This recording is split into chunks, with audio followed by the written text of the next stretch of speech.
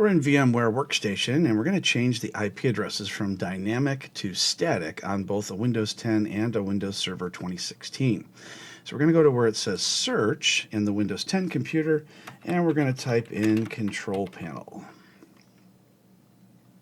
Go ahead and select that.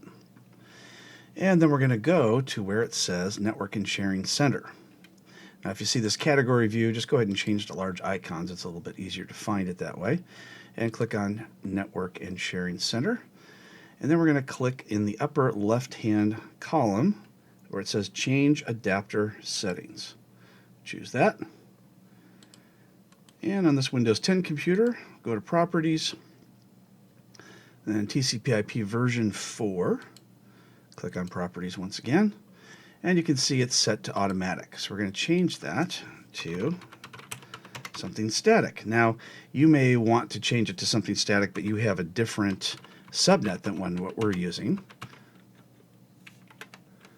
So you don't want to just haphazardly change this IP address. It's got to be on the same subnet that you're going to be using for your network. Now, if you want to get out to the internet, then you should point your gateway to whatever your router IP address is. In our case, we're just going to leave it blank because we're not going to need to get out to the internet. However, we are going to want to set up a DNS server because we're going to want to join this to a domain. So we're going to put in our preferred DNS server as 0.1. Let's go ahead and click OK and click Close. Now we're going to go over to the DCO1, which is going to be our domain controller, and we're going to set that one up with the 192.168.0.1 address that we pointed from our Windows 10 client in the DNS section.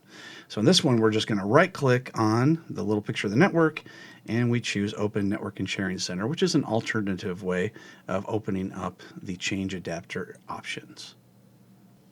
So we'll click on Change Adapter Settings, and we'll do the exact same thing that we just did in our Windows 10 client.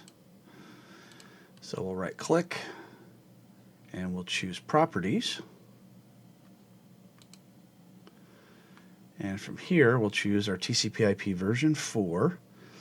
And you can either double-click, or you can click on Properties, either one. Use the following address. And we can't use the same address as we used last time, so we can't double up on that. So we're going to choose No Gateway once again. In this case, I don't need to use the internet. But I do want to point the DNS back to itself because this is going to be a DNS server after we promote it to be a domain controller.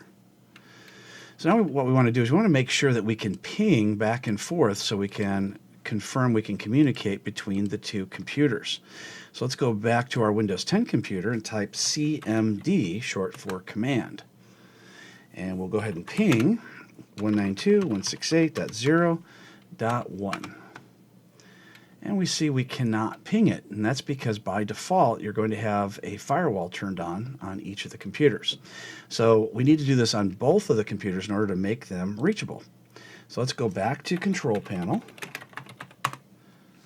and we'll go down to where it says Windows Firewall. And we're not going to turn it off, although you do have that option, but obviously that's not the best security way to go. We're going to click on Advanced Settings.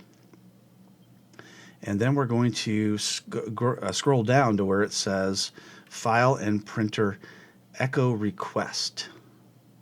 So we go to where it says Inbound Rules.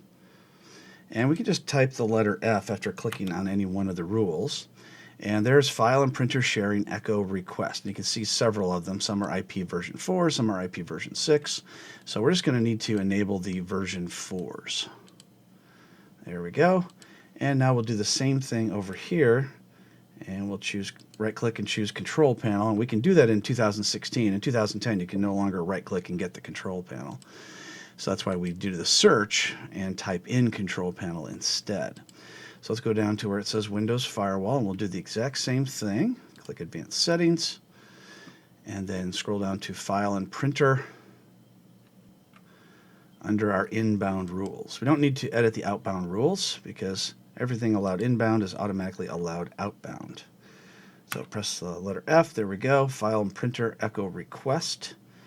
And we'll just go ahead and right-click and choose Enable Rule. If you only see one of the IP version 4s, then you don't have to enable this. If there's no second one, you don't have to worry about it. In this case, we only see one, so we'll just go ahead and enable the one. If you see two of them there, enable both of them. All right, let's go back to our Windows 10 computer, and let's see if we can ping now. So I'll hit the up arrow, hit enter, and look at that. Now we can ping. Now let's go from our Windows Server 2016, and we'll do the same thing back to the Windows 10 computer. And we can. So we've established communication after changing the IP address from dynamic to static.